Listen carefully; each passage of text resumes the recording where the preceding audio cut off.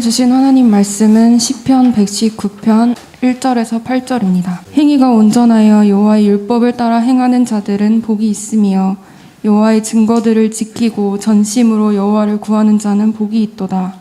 참으로 그들은 불의를 행하지 아니하고 주의 도를 행하는도다. 주께서 명령하사 주의 법도를 잘 지키게 하셨나이다. 내 길을 굳게 정하사 주의 율례를 지키게 하소서. 내가 주의 모든 계명에 주의할 때에는 부끄럽지 아니하리이다. 내가 주의 의로운 판단을 배울 때에는 정직한 마음으로 주께 감사하리이다. 내가 주의 율례들을 지키오리니 나를 아주 버리지 마옵소서. 우리는 지난주에 1절과 2절을 통해서 자비로우신 하나님은 구약에서 주의 백성에게 토라, 즉 율법과 하나님의 증거계를 통해 진리와 은혜를 알게 하신 사실을 확인했습니다. 그리고 진리와 은혜의 실체인 장래의 메시아를 믿고 바라보게 하는 것이 율법, 토라의 기능임을 보았습니다. 그러므로 구약의 주의 백성 역시 믿음으로 담임, 구원받을 뿐만 아니라 온전하여질 수 있었습니다. 하지만 모든 것이 저절로 되는 것이 아닙니다. 항상 신자의 자유의지에 대한 책임이 늘 요구됩니다. 1절에서는 토라를 읽고 행하여야 하는 책임이 있는 반면 2절에서는 진심으로 전심으로 여호와를 구하는 의무를 말합니다. 즉 성경을 열심히 읽고 마음에 새겨야 하는 것도 신자의 책임인 반면 마음과 뜻을 다해 전심으로 여호와를 구하는 것도 신자의 책임인 것입니다. 지난주에 언급한 것처럼 시편 119편은 히브리어 알파벳에 따라 지어졌습니다. 히브리어 알파벳은 23개가 있는데 오늘은 첫 알파벳인 알렙으로 시작하는 내용을 다룹니다. 그 내용은 1절부터 8절입니다. 1절은 삶의 길에 대한 것이고 2절은 그 길을 갈 때 마음에 새기고 붙들어야 하는 하나님의 증거에 대한 것입니다. 3절은 그들이 거절해야 하는 것이 무엇인지, 4절은 주께서 신자들에게 무엇을 요구하는지, 5절은 신자가 주께 아뢰어야 할 간구의 내용이 무엇인지 알려줍니다. 6절은 그러한 삶에 나타나는 결실에 대한 것이고 7절은 그러한 삶에 동반되는 체험적인 배움과 성숙을 알려줍니다. 그리고 마지막으로 8절은 이러한 모든 것을 알고 있는 시인은 주께 간절한 단 한 가지의 제목의 기도를 아뢰게 됩니다. 이제 3절을 다 함께 큰 목소리로 봉독하겠습니다. 시작.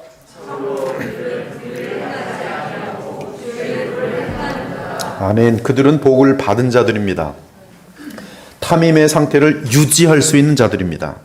즉 여호와의 율법을 따라 행할 수 있는 자들이고 여호와의 증거를 마음에 새기고 여호와를 구할 수 있는 상태에 있는 자들입니다. 그들은 이미 하나님의 영원한 복을 보장받은 사람들입니다.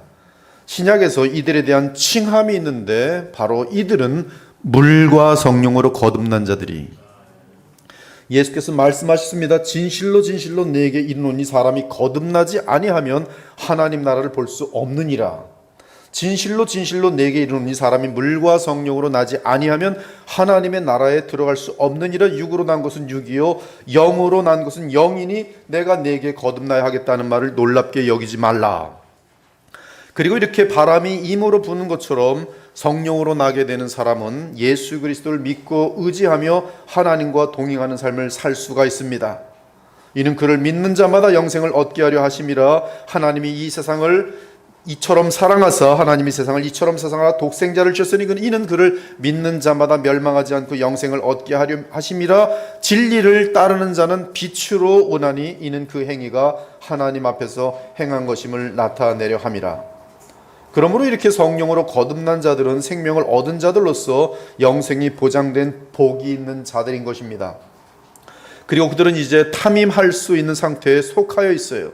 우리도 전에는 어리석고 순종하지 아니한 자요, 속은 자요, 여러 가지 정욕과 행락에 종노릇한 자요, 악독과 투기를 일삼은 자요, 가증스러운 자요, 피차 미워한 자였으나 우리 구주 하나님의 자비와 사람 사랑하심이 나타날 때에 우리를 구원하시되 우리가 행한 바 의로운 행위로 말미암지 아니하고 오직 그의 긍휼하심을 따라 중생의 씻음과 성령의 새롭게 하심으로 하셨나니, 우리 구주 예수 그리스도로 말미암아 우리에게 그 성령을 풍성히 부어주사 우리로 그의 은혜를 힘입어 의롭다 하심을 얻어 영생의 소망을 따라 상속자가 되게 하려 하심이라. 전에는 하나님의 나라와 복음에 무익하였더니 이제는 주의 나라와 주의 종에게 유익한 자라. 너희가 전에는 백성이 아니더니 이제는 하나님의 백성이요 전에는 국류를 얻지 못했더니 이제는 국류를 얻은 자니라. 이는 너희를 어두운 데서 불러내어 그의 기이한 빛에 들어가게 하신 이의 아름다운 덕을 선포하게 하려 하심이라. 너희가 전에는 양과 같이 길을 잃었더니 이제는 너희 영혼의 목자와 감독 되신 이에게 돌아왔느니라. 너희가 전에는 어둠이더니 이제는 주 안에서 빛이라. 빛의 자녀들처럼 행하라. 빛의 열매는 모든 착함과 의로움과 진실함에 있느니라. 그러므로 주를 기쁘시게 할 것이 무엇인가 시험하여 보라. 너희는 열매 없는 어둠의 일에 참여하지 말고 도리어 책망하라. 그러므로 이르시기를 잠자는 자여 깨어서 죽은 자들 가운데서 일어나라. 그리스도께서 너희에게 비추이시리라. 그때 너희는 그 가운데서 행하여 이 세상 풍조를 따르고 공중의 권세 잡은 자를 따랐으니 곧 지금 불순종의 아들들 가운데서 역사하는 영이라. 전에는 우리도 다 그 가운데서 우리 육체 욕심을 따라 지내며 육체와 마음이 원하는 것을 하여 다른 이들과 같이 본질상 진노의 자녀였더니 긍휼이 풍성하신 하나님이 우리를 사랑하신 그 큰 사랑을 인하여 허물로 죽은 우리를 그리스도와 함께 살리셨고 너희는 은혜로 구원을 받은 것이라. 또 함께 일으키사 그리스도 안에 예수 안에서 함께 하늘에 앉히셨으니 이는 그리스도 예수 안에서 우리에게 자비하심으로써 그 은혜의 지극히 풍성함을 오는 여러 세대에 나타내려 하심이라. 이처럼 우리는 성령으로 거듭나기 전에는 오직 할 수 있는 것이 죄밖에 없었습니다. 이는 그리스도의 생명이 없는 자연인은 생각하는 모든 것이 자기 중심적으로 악한 생각밖에 할 수 없어요. 그들에게 일반 은총이 있어서 양심에 따라 선한 생각을 하는 때도 있는 것 같지만 그러나 그 동기가 하나님과 끊어져 있기 때문에 그들에게는 선이 나올 수가 없습니다. 기록된 바 의인은 없나니 하나도 없으며 깨닫는 자도 없고 하나님을 찾는 자도 없고 다 치우쳐 함께 무익하게 되고 선을 행하는 자는 없나니 하나도 없도다. 그들의 목구멍은 열린 무덤이요 그 혀로는 속임을 일삼으며 그 입술에는 독사의 독이 있고 그 입에는 저주와 악독이 가득하고 그 발은 피 흘리는데 빠른지라. 파멸과 고생이 그 길에 있어 평강의 길을 알지 못하였고 그들의 눈앞에 하나님을 두려워함이 없느니라. 우리가 알거니와 무릇 율법이 말하는 바는 율법 아래 있는 자들에게 말하는 것이니 이는 모든 입을 막고 온 세상으로 하나님의 심판 아래에 있게 하려 함이라. 이 불신자들의 마음 상태는 노아 홍수 이전 멸망하기 직전의 인류의 마음 상태와 다르지 않습니다. 여호와께서 사람의 죄악이 세상에 가득함과 그의 마음으로 생각하는 모든 계획이 항상 악할 뿐임을 보시고 땅 위에 사람 지으셨음을 한탄하사 마음에 근심하시고 이르시되 내가 창조한 사람을 내가 지면에서 쓸어버리되 사람으로부터 가축과 기는 것과 공중의 새까지 그리하리니 이는 내가 그것들을 지었음을 한탄함이니라. 그런데 우리는 노아처럼 하나님의 은혜를 입었으니 성령으로 거듭나 그리스도의 생명을 얻게 되었고 나아가 성령께서 우리 안에 내재하심으로 하나님과 동행하게 되었으니 그러나 노아는 여호와께 은혜를 입었더라. 이것이 노아의 족본이라. 노아는 의인이요 당대의 담임 완전한 자라. 그는 하나님과 동행하였더라. 그러므로 우리는 거듭나기 전에는 죄밖에 지을 수 없는 존재였는데 지금은 죄를 안 지을 수 있는 새 사람이 되었어요. 그런즉 누구든지 그리스도 안에 있으면 새로운 피조물이라. 이전 것은 지나갔으니 보라 새 것이 되었도다. 그러므로 3절은 복 있는 그들은 참으로 불의를 행하지 아니하고 주의 도를 행하는도다라고 묘사한 것이, 그리고 이것이 가능한 것은 그들은 물과 성령으로 거듭나 새 사람이 되었기 때문입니다. 전에 악한 행실로 멀리 떠나 마음으로 원수가 되었던 너희를 이제는 그의 육체의 죽음으로 말미암아 화목하게 하사 너희를 거룩하고 흠없고 책망할 것이 없는 자로 그 앞에 세우고자 하셨으니 파임하게 하셨으니 만일 너희가 믿음에 거하고 터 위에 굳게 서서 너희 들은 바 복음의 소망에서 흔들리지 아니하면 그리 하리라. 그렇게 되리라. 온전하게 되리라. 탐임하게 되리라. 그러하니 이와 같은 특권을 가진 자들은 얼마나 영광스러운 자들입니까? 죄가 너희를 주장하지 못하리니 이는 너희가 법 아래 있지 아니하고 은혜 아래 있음이라. 하나님께로부터 난 자마다 죄를 짓지 아니하나니 이는 하나님의 씨가 그의 속에 거함이요 그도 범죄하지 못하는 것은 하나님께로부터 났습니다. 따라서 거듭난 신자가 죄를 짓는 것에 대해서는 그 누구에게도 탓할 수 없습니다. 그러므로 우리는 그리스도를 의지함이 없이 내 스스로 살고자 하면 반드시 죄밖에 짓지 못하는 죄덩어리 존재라는 것을 인정하고 내게 있는 새 생명 가운데 그리스도의 영을 의지하고 믿음으로 살아야 하는 것이 바로 그 길이 죄와 세상과 마귀에게 이길 수 있는 신자의 승리가 보장된 길인 것이. 사랑하는 여러분, 우리는 새 사람이 되었지만 여전히 아담으로부터 물려받은 죄성이 우리의 몸과 마음에 남아 있습니다. 이에 성경은 땅에 있는 지체를 죽이라 곧 음란과 부정과 사욕과 악한 정욕과 탐심이니 탐심은 우상 숭배니라고 알려주고 있어요. 탐심, 얼마나 많은 교회들과 목사들과 소위 크리스찬들이 예수 그리스도의 이름과 하나님의 이름으로 심지어 무엇보다 성령의 이름으로 탐심을 추구하고 있는지 아주 가증스러워요. 탐심은 우상 숭배, 탐심은 만몬입니다. 탐심은 구약으로 볼 때 바알신이 바알신. 그러므로 성령으로 거듭난 신자라도 육신대로 살면 반드시 죽을 것이로되 영으로서 몸의 행실을 죽이면 살게 될 것이. 이는 무릇 하나님의 영으로 인도함을 받는 사람은 곧 하나님의 아들이기 때문입니다. 그렇습니다. 우리 거듭난 신자는 이미 죄와 마귀와 세상에 승리한 상태에 있고 따라서 우리가 믿음으로 그리스도 안에 거하는 한 죄와 마귀와 세상은 우리를 흔들 수 없어요. 즉 우리가 말씀과 기도로 깨어있는 한 3절의 시인의 고백처럼 참으로 불의를 행하지 아니하고 주의 도를 행하는 것이. 그러므로 시편에서 여호와의 율법으로 표현된 그리스도의 말씀을 붙들고 그 안에서 그리스도를 믿고 붙드는 한 부활의 거룩한 생명력이 우리와 함께하면서 언제라도 죄와 세상과 마귀를 이기고 불의를 행하지 않고 주의 도를 행하게 되는 것이. 그리고 그것이 유지되고 반복되면 거룩한 습관과 성품이 빚어지게 되면서 과거에 패배하던 죄악을 하나씩 완벽하게 해결해 나감으로 계속 그리스도의 완전한 성품을 닮아가며 담임 온전하여 지는 것이. 이에 바울은 신자로서의 승리를 항상 유지하기 위해 이렇게 외쳤습니다. 내가 그리스도의 그 부활의 권능과 그 고난의 참여함을 알고자 하여 그의 죽으심을 본받아 어떻게 해서든지 죽은 자 가운데서 부활에 이르려 하노니 내가 이미 얻었다함도 아니요 온전히 이루었다함도 아니라 오직 내가 그리스도 예수께 잡힌 바 된 그것을 잡으려고 달려가노라. 형제들아 나는 아직 내가 잡은 줄로 여기지 아니하고 오직 한 일 즉 뒤에 있는 것은 잊어버리고 앞에 있는 것을 잡으려고 표대를 향하여 그리스도 예수 안에서 하나님이 위에서 부르신 부름의 상을 위하여 달려가노라. 시는 계속 노래합니다. 4절입니다. 함께 크게 낭독하겠습니다. 시작.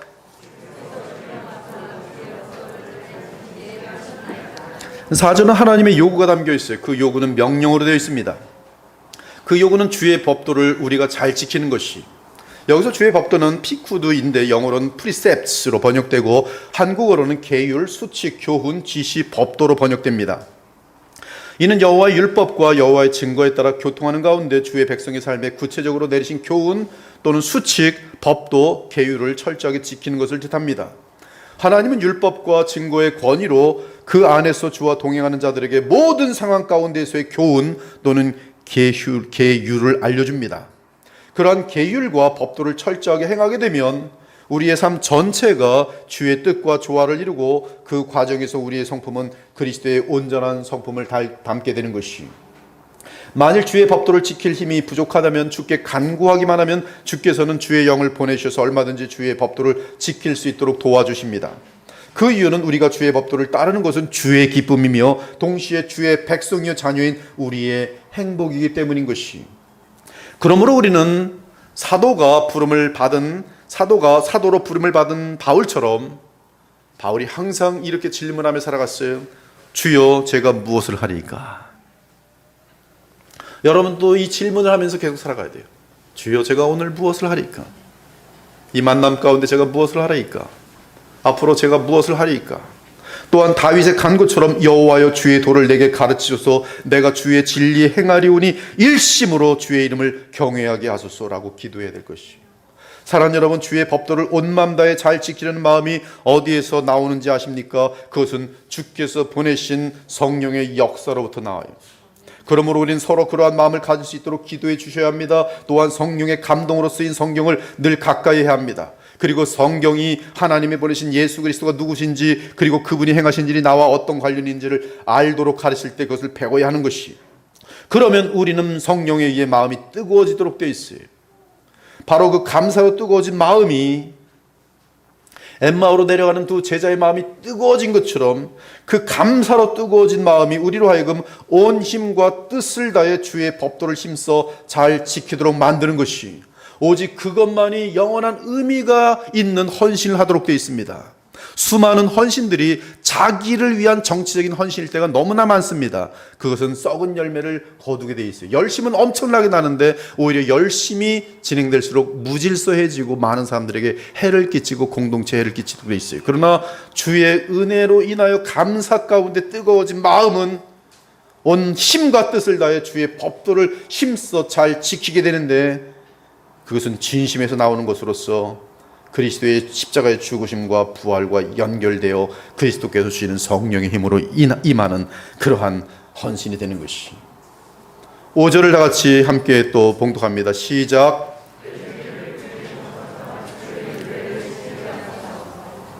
5절은 하나님의 요구와 명령에 따라 행하는 신자들의 기도입니다. 내 길을 굳게 정하사 주의 율례를 지키게 하소서. 이는 내 삶이, 내 길이, 내 인생이 언제나 주의 율례를 지키는 삶이 되도록 역사하소서라는 기도예요.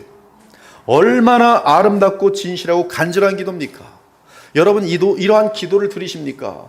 하나님 아버지, 나의 주 예수 그리스도시여, 내 삶이, 내 길이, 내 인생이 언제나 주의 율례를 지키는 삶이 되도록 역사하소서. 여러분, 무슨 기도를 들으십니까? 무슨 기도를 들으십니까?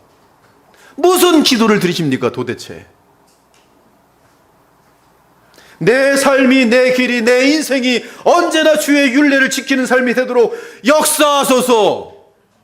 그런 기도가 아니라 마음속에 미움이 생겨가지고 하나님 저놈의 탁 망하게 해주소서, 뭐 이런 미움으로 가득 찬, 다 쓰러지게 해주소서, 다 망하게 해주소서, 그냥 미움의 표출, 그런 기도로 가득한 기도가 얼마나 많습니까? 또 성령의 이름으로, 예수 이름으로 명하노니 마귀야 뭐 물러가라, 저놈 망하게 하라, 뭐 이런 거 얼마나 많습니까?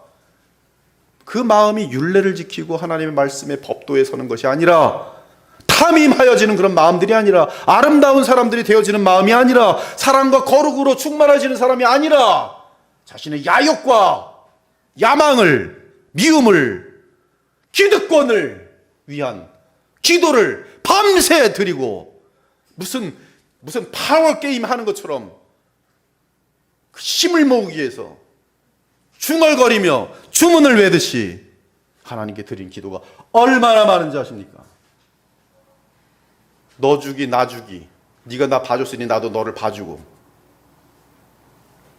사람 비위 맞추는 기도, 공예배 기도도 마찬가지. 사람 비위 맞추는 기도. 혼자 있을 땐 절대로 그런 사람들을 위해 도우기도 하지 않습니다. 그러나 그 사람이 듣는 듯하면 축복하는 기도를 하는 척하죠. 내 인생이 언제나 주의 율례를 지키는 삶이 되도록 역사하소서. 하나님의 기준에 맞게 내 마음과 삶이 일치될 수 있도록 얼마나 내 자신을 복종시키며 그 뜻을 따르기 위해서 기도하냐, 이 말씀이. 여기서 율례는 원어로 호케인데 영어로는 스태튜츠라고 하며 한글로는 법령입니다. 법령이라는 것은 형벌이 달려있는 법규 또는 규례예요. 아무튼 율법과 관련하여 각 사건 및 범죄에 따라 벌금이나 벌칙, 형벌이 담겨 있는 법령을 율례라고 말합니다. 이는 성경을 철저하게 읽고 살펴서 나의 삶의 주의 심판을 자초할 율례를 어기는 일이 없도록 하겠다는 결심이며, 그러려면 어떻게 돼요? 성경을 잘 알아야죠. 신호등 위반하고 나서 저 신호등 위반이 그게 뭐 법에 저촉되는지 몰랐습니다. 그런다고 벌금 안 나옵니까? 자신의 삶에 왜 이렇게 그냥 여러 가지 평안하지 않고 하나님과의 관계가 끊어져 있는지 모르는 이유가 주의 규례를 모르는 거예요. 무엇이 하나님 마음을 아프게 하는지 모르고, 전 하나님께서 아픈지 몰랐습니다. 이런 신자들이 얼마나 많은지 몰라요. 그러나 시인은 주의 심판을 자초할 율례를 어기는 일이 없도록 하겠다는 결심이며, 그러한 결심을 주께서 도와주실 것을 아뢰는 기도예요. 또한 지금 이 기도는 내게는 주의 법도와 율례를 지킬 힘이 없다는 것을 인정하는 기도입니다. 사랑하는 여러분, 사탄은 언제나 두 가지의 마음으로 우리를 미혹해요. 하나는 너 정도면 다른 사람들과는 달리 의지가 강하고 마음이 고자서 죄를 짓지 않고 의롭게 잘 살 수 있어라고 하면서 교만한 마음을 집어넣는 것이고, 쉽게 교만해집니다. 저 죄인들, 자기는 그런 죄가 안 빠져 있어. 나 왜 이렇게 의롭지? 이거 마귀가 주는 마음입니다. 또 다른 하나는 너는 어차피 죄를 이길 수 없는 연약한 존재니 그냥 포기하고 죄를 지으면 맘 편하게 살아라. 어차피 주의 보혈에 무한한 공로가 내 죄를 씻어줄 것 아니겠냐. 오히려 더 많이 죄를 짓고 더 많이 주의 죄사함을 받는 것이 주의 은혜를 더 많이 누리며 그 은혜를 깨닫는 것이다. 그것이 복음을 아는 것이다. 실제로 이렇게 가르치는 목사가 있어요. 실제로 이렇게 배우고 죄 가운데 평안히 살아가면서 마음껏 나는 죄를 지어도 마음껏 그리스도의 십자가의 보혈로 나는 죄사함을 받고 있네라면서 죄 가운데 구하며 하나님을 찬양하는 이들이 있어요. 이들은 하나님 앞에 얼마나 모순되고 악한 위선자들인지 자신들을 보지 못하고 있어요. 죄를 합리화시키면서 계속 죄에 거하는 것이, 이것이 두 가지의 마귀의 미혹에 빠져 있는 상태예요. 이때 신자가 마귀의 이런 미혹에 빠지면 반드시 멈추는 것이 있습니다. 그것은 성경 묵상 및 복음 안에서의 성경 묵상 및 죄와 피 흘리기까지 싸우기 위한 기도의 내용이 없어요. 피를 흘리기까지 죄와의 싸움에 대한 기도가 없어요. 하지만 그리스도가 없이는 죄밖에 지을 수 없는 전적으로 부패한 존재가 내 자신이라는 사실을 아는 거듭난 사람들은 어찌하든 그리스도에게 나아가 그리스도를 붙듭니다. 그 이는 오직 그리스도 안에서만 죄를 사하시는 하나님의 은혜와 자비가 있고 죄 사함으로 인한 양심의 해방은 곧바로 성령의 충만함으로 이어지는 것을 알기 때문입니다. 그러므로 우리에게 큰 대제사장 계시니 승천하신 이곳 하나님의 아들 예수시라 우리가 믿는 도리를 굳게 잡을지어다. 우리에게 있는 대제사장은 우리의 연약함을 동정하지 못하실 리가 아니요 모든 일에 우리와 똑같이 시험을 받으신 이로되 죄는 없으시니라. 그러므로 우리는 긍휼하심을 받고 때를 따라 돕는 은혜를 얻기 위하여 은혜의 보좌 앞에 담대히 나아갈 것이니라. 거듭난 그들은 자신의 인생을 돌아보면서 단 한 가지를 저 깊은 뼛속까지 알고 있는 것이 하나 있어요. 거듭난 신자들이 저 뼛속까지 알고 있는 것, 그것이 뭔지 아십니까? 거듭난 신자들이 반드시 알고 있는 단 한 가지 진리가 하나 있어요. 예외 없이. 그것은 나를 떠나서는 너희가 아무것도 할 수 없다는 예수님 말씀이. 이것은 내가 바라는 야망을 이룰 힘이 내게 없지만 그리스도께서 나를 도와주셔서 내가 형통하게 하고 나의 야망을 이루어 주신다는 뜻이 아니라 깨끗함과 함께 하나님께 영광이 되는 거룩하고 풍성한 삶을 열매를 맺는 면에서 우리에게는 그리스도를 떠나서는 아무것도 할 수 없다는 말씀인 것이. 너희는 내가 일러준 말로 이미 깨끗하여졌으나 내 안에 거하라. 나도 너희 안에 거하리라. 가지가 포도나무에 붙어있지 아니하면 스스로 열매를 맺을 수 없음같이 너희도 내 안에 있지 아니하면 그러하리라. 신자들이여 주님을 떠나보십시오. 죄 가운데 거해보십시오. 하늘의 평강과 기쁨과 의로운 삶으로 인한 행복은커녕 반드시 롯처럼 무질서하고 복잡한 아주 날마다 뭔 사건이 이렇게 많은지 그러한 사건 속에서 죄의 맛을 보다가 지옥의 맛을 보면서 죄 가운데서 마귀의 포로 생활을 비참하게 하게 될 것이. 소금이 좋은 것이나 소금도 만일 그 맛을 잃으면 무엇으로 짜게 하리요. 땅에도 거름에도 쓸데없어 내버리느니라. 거름으로도 쓸데없어요. 거름으로도. 하나님의 백성이라고 하는데 만약에 죄와의 싸움을 멈춰버린 존재라면 거름에도 필요 없어요. 들을 끼 있는 자는 들을지어다. 그러므로 늘 주께 기도하기 바랍니다. 주여 제게 죄를 범하지 않도록 도와주시고 의를 행할 수 있도록 생명을 더하여 주옵소서. 저도 제 마음을 정하고 작정하여 싸우니 주의 성령으로 제 마음과 영을 붙드셔서 오직 주의 법도와 율례를 지키게 하소서. 이처럼 거룩함을 바라는 간절한 소원이 없이는 절대로 거룩하여질 수 없고 의로운 삶과 성품을 바라는 기도가 없이는 주의 도를 행하는 것과 주의 율례를 지키는 일이 가능할 수 없는 것이. 그러한 자들은 죄를 지어도 마음이 덤덤하고 무섭고 더러운 행동을 하더라도 아직 건강하고 아직 돈이 있으면, 딱 두 가지, 건강과 돈이 있으면 무섭고 더러운 죄 가운데 있어도 하나님을 경외하는 마음이 없어요. 그러나 지옥 맛을 볼 때는 이미 늦었어요. 이렇게 하나님을 경외함이 없이 함부로 죄 가운데 거하는 자들은 절대로 신자일 수가 없어요. 사랑하는 여러분, 거룩함을 향한 소원은 거듭난 신자의 가장 중요한 특징이, 죄와 싸워 이기기를 원하는 소원이, 그 소원이 거룩한 거듭난 사람에게 주어지는 새 생명의 특징이,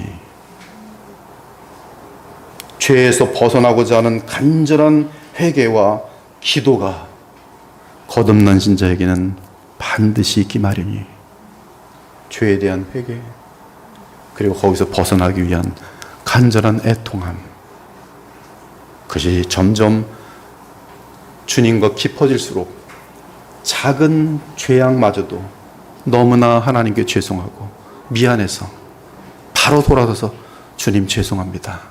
방금 전에 5원인데 6원이라고 말했네요. 죄송합니다. 굉장히 세밀해져요.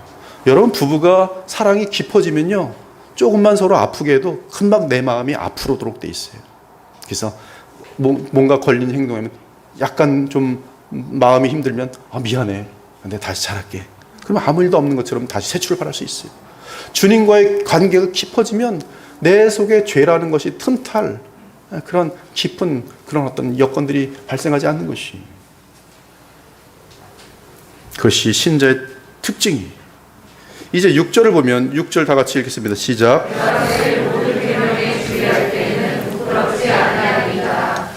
인생 살고 먼 날 죽음 앞에 설 때 가장 부끄러운 것이 무엇인지 아십니까? 저도 이제 인생을 3이라고 했을 때, 일은 25세까지 뭐 여러 가지 공부하고 막 자라나는 거죠. 이는 25세부터 50세까지, 그때는 애 키우고 막 그런 삶입니다. 근데 3은 50세부터 75세까지, 대충 뭐 병들어 죽지 않는다면 그 정도의 텀으로 보면 맞을 것이.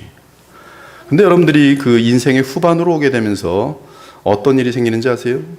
점점 늙어가면서 가장 부끄러운 것이 무엇인지 아십니까? 그것은 인생을 살아가면서 지었던 죄의 열매를 먹는 것이. 저는 제가 25세부터 50대까지 지었던 많은 죄악들의 죄의 열매를 지금 먹고 있어요. 하나님 앞에 얼마나 많은 회개를 하면서, 그때 그러지 않았더라면 지금 더 주님께 많이 쓰임받을 수 있을 텐데라는 돌아봄의 후회가 있어요. 그때 그 죄를 짓지만 않았어도 이렇게 사람 관계가 비참하지 않고 이렇게 하나님과의 관계가 소원하지 않을 텐데, 그때 그런 죄를 짓지 않고 주의 말씀에 순종했더라면 더욱 그리스도를 닮아 주의 영원한 나라를 위해 쓰임받는 사람이 되었을 텐데 라면서 이 부끄러움과 후회가 남게 되는 것이. 그러나 평상시에 온 마음과 뜻을 다해 주의 모든 계명에 주의하며 살아가는 신자들은 전혀 부끄러움을 당하지 아니합니다. 주께서 언제나 그 신자와 함께 하시며 그 신자를 보호하고 상을 베푸시고 영화롭게 하십니다. 신자 자신도 그리스도의 형상의 향기를 어디서든 물씬 풍기게 되어 있어요. 한편 여기서 부끄러움이라는 원어는 보쉬인데, 이 하나님으로부터 버림을 받거나 징벌을 받는 의미로서 궁극적으로는 하나님의 심판을 받아 멸망하는 것을 뜻합니다. 즉 주의 모든 계명을 마음에 새기며 그 계명대로 행하려는 자들은 결코 주께로부터 버림을 받거나 주의 영원한 나라에서 낙오되거나 하나님의 심판을 받아 멸망당하는 일이 있을 수 없다는 것이. 또한 여기서 계명이라는 단어를 사용했는데, 이 원어는 미츠바인데 명령 및 계명입니다. 어떤 것을 금하고 어떤 것을 행하라는 매우 구체적인 지시. 그래서 이 계명 또는 명령은 십계명과 깊게 맞물려 있어서 종종 십계명을 뜻하기도 합니다. 아무튼 주께서 명령하신 것을 철저하게 행하는 것이고 하지 말라고 하신 것은 철저하게 하지 않는 것, 그것이 지금 이 9절 6절의 내용인 것이. 따라서 주께로부터 징계를 받을 이유가 없고 오히려 주의 칭찬을 받을 일이 많아지는 것입니다. 여러분, 깊은 영혼 속에서 여러분들이 주의 말씀에 순종할 때, 희생을 당하는 줄 알면서도, 세상에서 손해를 보는 줄 알면서도 주의 말씀이라 순종했을 때 어떤 일이 곧바로 생기는지 아십니까? 주님의 칭찬의 소리가 들려요. 그리고 자기가 자기를 칭찬합니다. 주님, 저 잘했죠?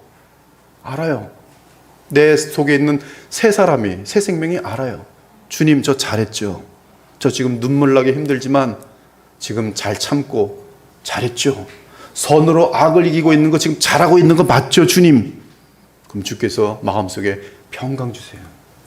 잘하고 있는 거예요.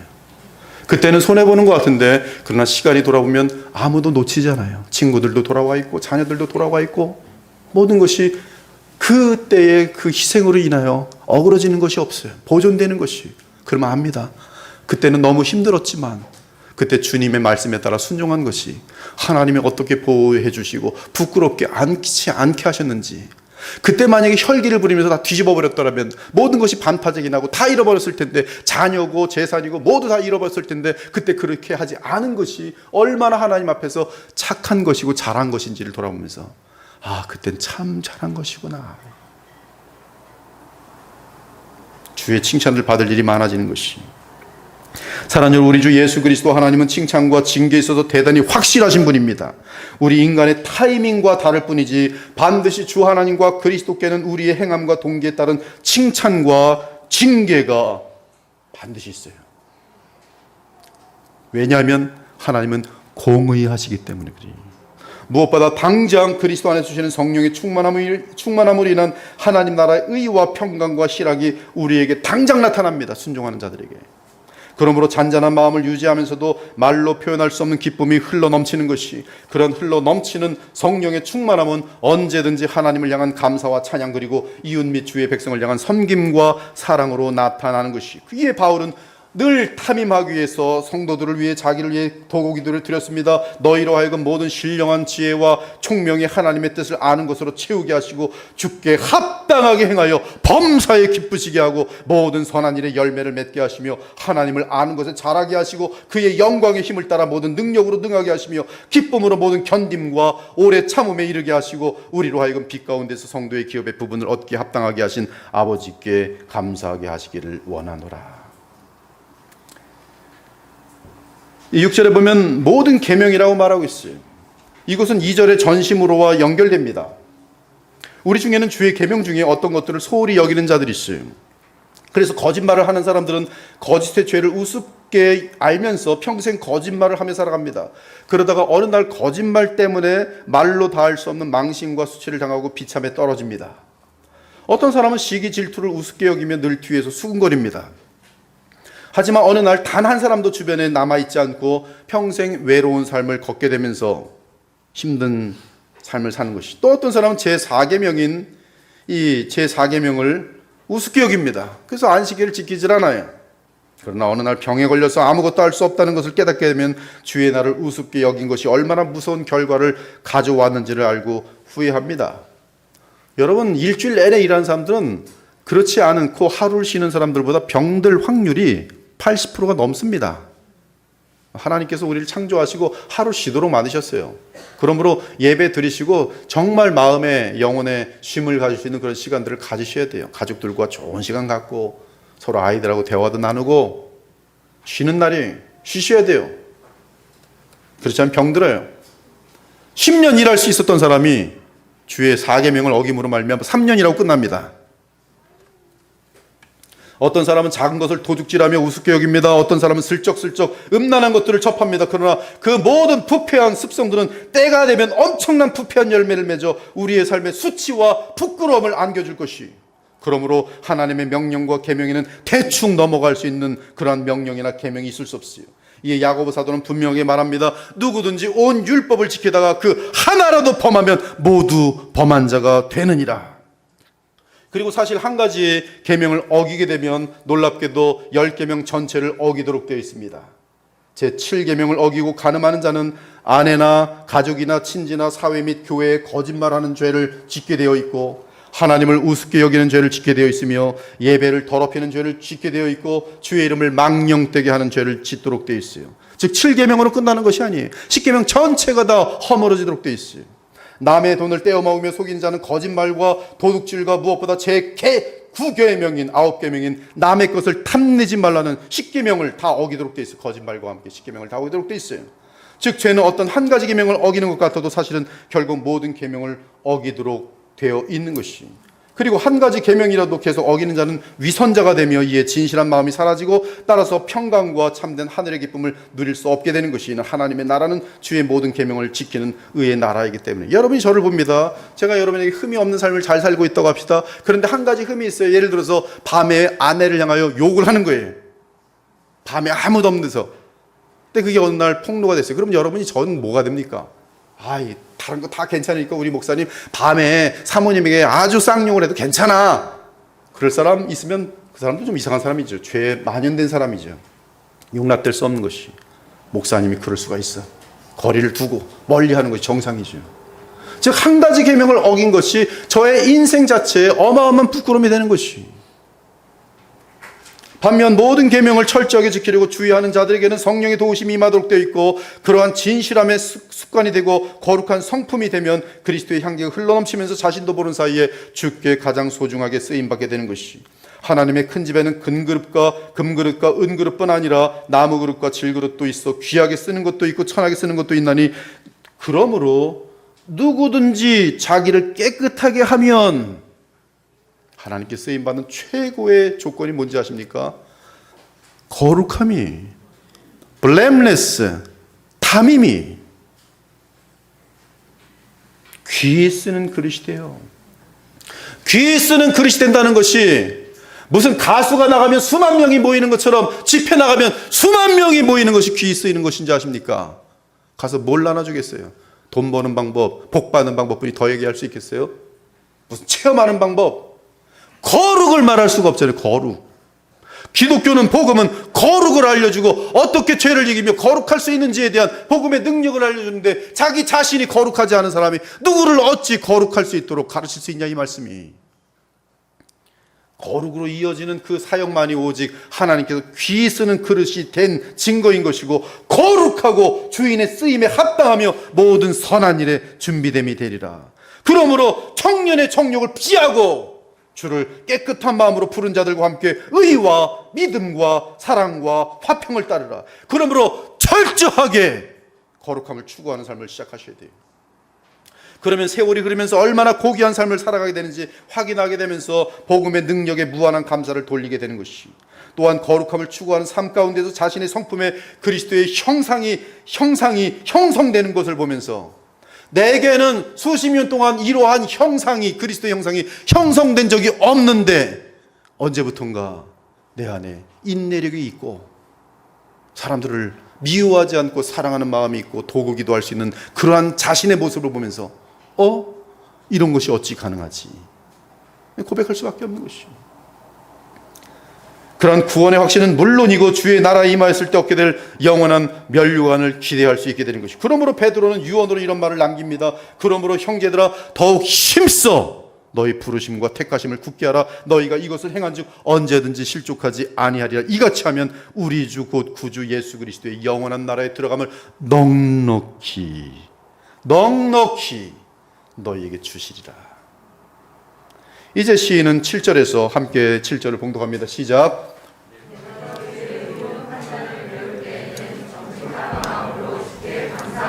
네, 여기서 판단은 미시 페테인데 옳고 그름에 대한 통찰력입니다. 철저하게 주의 말씀을 지키려고 하며 기도 가운데 주와 동행하는 자들은 이 세상을 바라보면서 주의 안목을 취하게 됩니다. 즉 주님의 뜻을 다른 사람들은 혼돈 가운데 알지 못하는데, 의로운 판단을 배운 자들은 주님이 뭘 원하는지 알아요. 지난 코로나 기간에 교회들의 판단들 쉽지 않았어요. 많은 판단이 힘든 그런 일들이 많이 있습니다. 분별력이 없는 사람들은 그냥 아무 얘기나 그냥 쫓아가는데 멸망할 길도 막 달려가 버려요. 결혼 문제도 판단 못하는 사람들은 그 사람과 결혼하면 망할 것이 분명한데 그냥 달려가 버립니다. 그리고 망하는 거예요. 평생 그냥 결혼 한번 잘못해서 그냥 신음하면서 내가 왜 저 사람하고 결혼해서 이 모양이 있고, 그러니까 평생 한심하는 사람이, 산탄한 사람들이 많아요. 통찰력이에요. 이러한 관점을 갖게 될 때는 하나님의 관점에서 세상을 볼 수 있고 읽을 수가 있어요. 나아가 사람을 볼 때도 그리스도의 형상의 관점에서 분별할 수 있습니다. 그리고 하나님의 마음을 조금씩 더 헤아릴 수 있게 돼요. 성경에 숨겨진 복음의 비밀을 계속 알아가게 됩니다. 그렇습니다. 복음은 단순합니다. 그러나 그 깊이는 무한해요. 그러므로 철저하게 순종함으로 진리를 더욱 알아갈 때 더욱 그리스도와 무한한 사랑의 연합 가운데 주의 마음을 더욱 깊이 알아가는 마음을 갖게 되는 것이, 그러면 이러한 미천한 존재에게 주께서 이러한 영광을 왜 베푸시는지 송구한 마음을 갖고 늘 주께 감사하게 되는 것이, 어찌 주님 나 같은 자에게 주의 비밀을 알려주시는지요. 어찌 나 같은 죄 많은 자에게 주의 통찰력을 알려주시는지요. 아브라함이 주께서 자신을 친구처럼 대할 때 아브라함이 주님께 어떤 마음을 갖겠어요? 그 황송함. 여호와께서 말씀하세요. 내가 아브라함을 친구처럼 대하노라. 다윗이, 그 죄 많은 다윗이 나단 선자를 통해서 하나님께서 그의 후손을 그 씨로 말미암는 나라가 영원할 것이다, 내 이름이 영원할 것이다 라고 얘기했을 때 그가 얼마나 황송해하며 한없는 감사를 드린지 압니까? 다윗 왕이 여호와 앞에 들어가 앉아서 이르되 주 여호와여 나는 누구이오며 내 집은 무엇이기에 나를 여기까지 이르게 하셨나이까? 주 여호와여 주께서 종의 집에 있을 먼 장래일까지도 말씀하셨나이다. 주 여호와 이것은 인류의 대강령이니이다. 주 여호와는 주의 종을 아시오니 다윗이 다시 주께 무슨 말씀을 하오리까? 주의 말씀으로 말미암아 주의 뜻대로 이 모든 큰 일을 행하사 주의 종에게 알게 하셨나이다. 그런즉 주 여호와 이름으로 주는 위대하시니 이는 우리 귀로 들은 대로는 주와 같은 이가 없고 주 외에는 신이 없음이니이다. 이제 청하건대 종의 집에 복을 주사 주 앞에 영원히 있게 하옵소서. 주의 말씀이 나의 미천한 삶에 이루어지는 것을 황공하지만 주의 뜻이오니 받아들이겠습니다 라는 듯이 종의 집에 복을 주사 주 앞에 영원히 있게 하옵소서. 주 여호와께서 말씀하셨사오니 주의 종의 집이 영원히 복을 받게 하옵소서. 다윗이 그 하나님께서 알려주시는 하나님의 비밀들과 먼 장래의 일들을 알려주시는 그 계시를 알려주셨을 때 어찌 나 같은 비천한 존재에게 하나님이 주의 뜻을 알려주시고 그렇게 행하시는지, 주여 너무나 황송합니다. 너무나 황송합니다. 바울은 주의 마음을 아는 것은 오직 복음 안에서 성령의 역사 외에는 다른 것이 없다고 알려줍니다. 오직 하나님이 성령으로 이것을 우리에게 보이셨으니 성령은 모든 것 곧 하나님의 깊은 것까지도 통달하시느니라. 신비주의 목사들은 기도원 가서 40일 금식 기도하고 나서는 나는 통달했어, 나는 니들이 모르는 것을 많이 깨닫고 있어. 그래서 깨달음의 종교를 만들어요. 복음의 종교가 아니라 깨달음, 니들이 깨닫지 못하는 건 내가 깨달았으니 이 깨달음을 배워. 그것이 바로 영지주의예요. 깨달음으로 구원을 얻게 하는 것, 그것이 영지주의. 지금 이 말씀을 바울이 할 때 배경은 십자가예요. 십자가는 사람들에게 어리석게 보이는 것이지만 오직 성령으로 말미암아 그 십자가의 도가 우리에게 오게 된다는 거예요. 성령의 역사 없이는 그 누구도 십자가를 바르게 알 수 없다는 말씀이. 사람의 일을 사람의 속에 있는 영에 누가 알리요? 이와 같이 하나님의 일도 하나님의 영에는 아무도 알지 못하니라. 우리가 세상 영을 받지 아니하고 오직 하나님으로부터 온 영을 받았으니 영적인 일은 영적인 것으로 분별하느니라.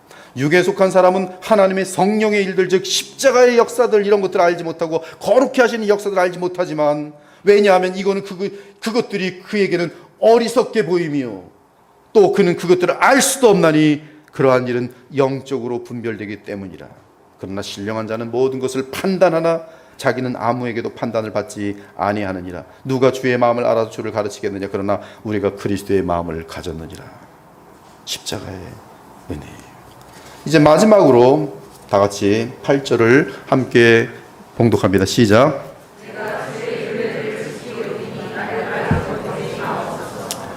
시인은 마지막으로 다시 한번 주의 도우심이 없이는 주의 율례를 지킬 수도 없고 결과적으로 파멸 가운데 처하게 될 수밖에 없음을 고백합니다.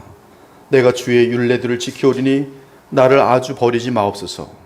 그러면서 나는 주님이 절대적으로 필요합니다라는 고백이 8절이에요. 그것이 8절이에요. 주여, 저는 주님이 너무 필요합니다. 이 고백을 들으신 하나님께서 얼마나 기뻐하시는지 아십니까? 하나님께서 주의 자녀들에게 최고로 듣기를 원하는 고백이 뭔지 아세요? 저는 주님 없이는 못 살아요. 그게 하나님이 제일 기뻐해요. 저는 주님 없이는 못 살아요. 저는 그리스도 예수님 없이는 못 살아요. 그것이 하나님이 듣기에 가장 기뻐하시는 고백이에요. 주님만 있으면 저는 행복해요. 다른 거 다 필요 없어요.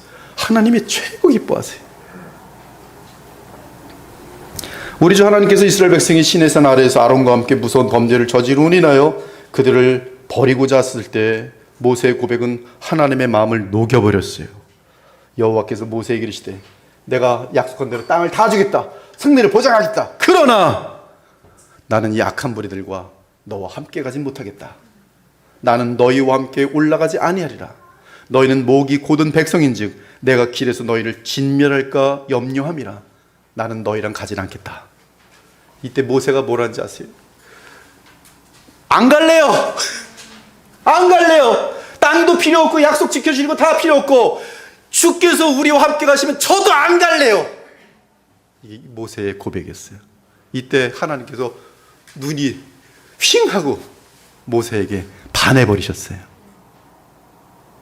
모세가 여호와께 아뢰되 주께서 친히 가지 아니하시려거든 우리를 이곳에서 올려보내지 마옵소서. 우리도 안 갈랍니다. 나와 주의 백성이 주의 목전에 은총 입은 줄을 무엇으로 알리까? 주께서 우리와 함께 행하심으로 나와 주의 백성을 천하 만민 중에 구별하심이 아니니까.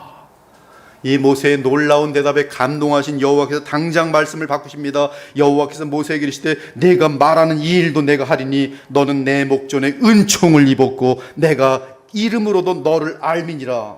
그 마음 중심을 보았다는 말씀이 너의 그 가장 깊은 곳에 나를 얼마나 찾으며 나를 얼마나 소중히 여기며 나와 함께하는 것을 얼마나 기뻐하는지 내가 확인하였도다.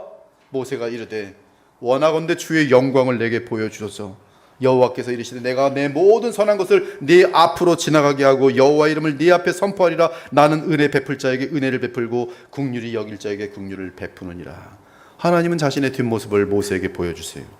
이 얼마나 모세를 사랑하고 기뻐하시는 증거냐 이 말씀이. 사랑하는 여러분, 하나님이 우리에게 가장 기뻐하는 것이 무엇인지 아십니까? 갓난 아이처럼 엄마를 절대적으로 필요로 하며 늘 엄마를 찾는 그런 모습이. 정상적인 엄마는 갓난 아이들이 자기만 찾고 있는 걸 보면 정말 힘든데도 불구하고 자기를 찾는 아기를 보면서 마음이 녹는 거예요. 그래서 또 아기들을 키우고 또 사랑하고 즐거워하는 것이. 나밖에 모르는 아기, 나만 의존할 수밖에 없는 아기. 하나님은 우리를 버리실 의사가 전혀 없습니다. 단지 우리가 주를 가장 사랑하며 주를 가장 많이 찾기를 원하며 하나님께 감사하기를 원하실 뿐이. 내가 잠시 너를 버렸으나 큰 국률로 너를 모을 것이요 내가 넘치는 진노로 내 얼굴을 네게서 잠시 가렸으나 영원한 자비로 너를 국률이 여기리라. 내 구속자 여호와께서 말씀하셨느니라. 오늘 웨스민 신앙고백 말씀 영원히 버리지 않아요. 임시적으로 그들에게 얼굴을 돌리시고 징계하시는 일은 있지만 그들을 영원히 버리지 않으세요. 내가 그들에게 영생을 주노니 영원히 멸망하지 아니할 것이요 또 그들을 내 손에서 빼앗을 자가 없느니라. 그들을 주신 내 아버지는 만물보다 크심에 아무도 아버지 손에서 빼앗을 수 없느니라. 그러므로 항상 이렇게 기도하기 바랍니다. 이제 야곱의 집에 대하여 얼굴을 가리시는 여호와를 나는 기다리며 그를 바라보리다. 그가 친히 말씀하시기를 내가 결코 너희를 버리지 아니하고 너희를 떠나지 아니하리라 하셨느니라. 그러므로 우리가 담대히 말하되 주는 나를 돕는 이시니 내가 무서워하지 아니하겠노라. 사람이 내게 어찌하리요. 사람이 여러분에게 어찌하겠어요? 권력자들 두려워하지 마세요. 여러분의 상사들 두려워하지 마십시오. 그들이 하나님의 율법을 거스르도록 요구할 때 두려워하지 마십시오. 사람들이 여러분에게 어찌 무엇을 할 수 있겠어요? 전능하신 하나님이 여러분과 함께 하시는데. 한번 쫓아보죠. 주는 나를 돕는 이시니 내가 무서워하지 아니하겠노라. 사람이 내게 어찌하리요. 그 믿음 가지면 여러분 담대합니다. 어떤 어려움 가운데 있어도 담대해요. 아무리 하나님의 징계를 받고 망한 자리에 가 있어도 다시 일어날 수 있어요. 하나님은 나를 버리지 않으시니 주님 붙들고 일어나면 되는 것이. 오늘 말씀에 대해서 다 같이 신명기 10장을 펴시고 오늘 말씀을 마무리하겠습니다. 오늘 말씀에 대한 하나님께서 무엇을 원하시는지를 확인하면서 마치도록 할게요. 신명기 10장 12절 13절. 아침에 신명기를 쭉 어저께인가 아침에 읽는데 오늘 말씀에 매칭이 되는 말씀을 보여주시더라고요. 그래서 자, 신명기 10장 12절 13절 먼저 합독하도록 하겠습니다. 시작.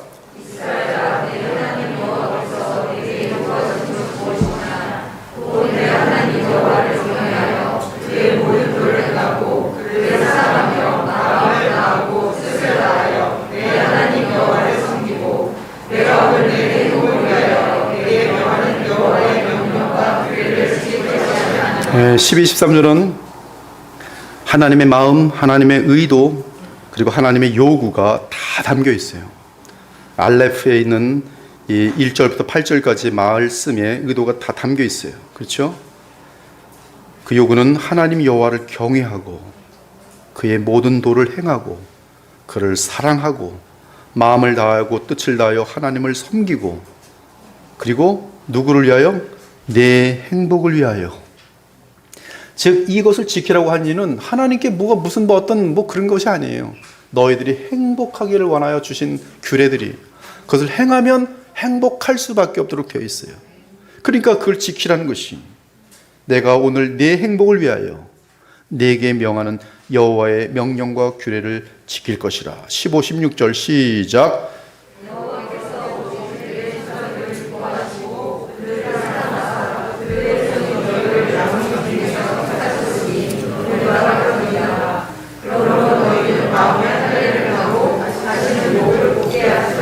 네, 15, 16절 말씀은 여러분 마음을 하나님께 오해하지 말고 강팍하게 하지 말고 삐치지 말고 하나님은 여러분을 더욱더 붙들어 주시고 또 복을 행복하게 하시기 위해 택하셨으니 나를 오해하지 말고 마음을 풀고 그리고 완고하지 말고 시키는 대로 잘 따라오라는 것이 그러면은 행복이 보장되어 있어요. 오늘도 이 예배 시간을 통해서 우리의 마음이 그리스도 안에서 하나님께로 온전히 향하는 변화된 그런 복된 변화가 나타나기를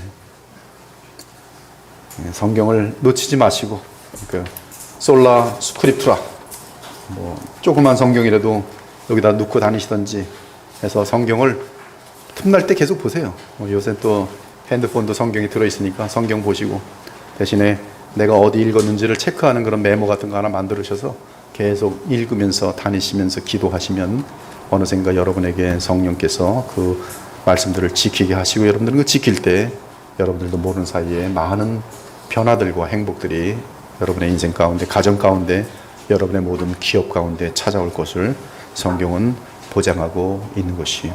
하나님 감사합니다. 오늘도 주의 말씀을 증거했습니다. 하나님께서 오늘 말씀과 함께 주의 백성의 마음 속에 주님을 사랑하는 마음 또 주님께서 우리를 행복하길 원하여 주신 주의 규례들을 지키길 원하는 마음 심지어 우리는 죄가 너무나 많아서 죄성이 깊어서 그것들을 지킬 수 없는 그런 때가 많아도 그러기에 보내주신 성령의 도우심을 구하는 그러한 주의 자녀들이 되어서 세월이 지나면서 뚜렷하게 그리스도의 형상을 닮아가는 아름다운 사랑의 거룩의 주의 자녀들이 되는 복을 우리 그리스도의 보혈교회 모든 지체들에게 허락하여 주시옵소서.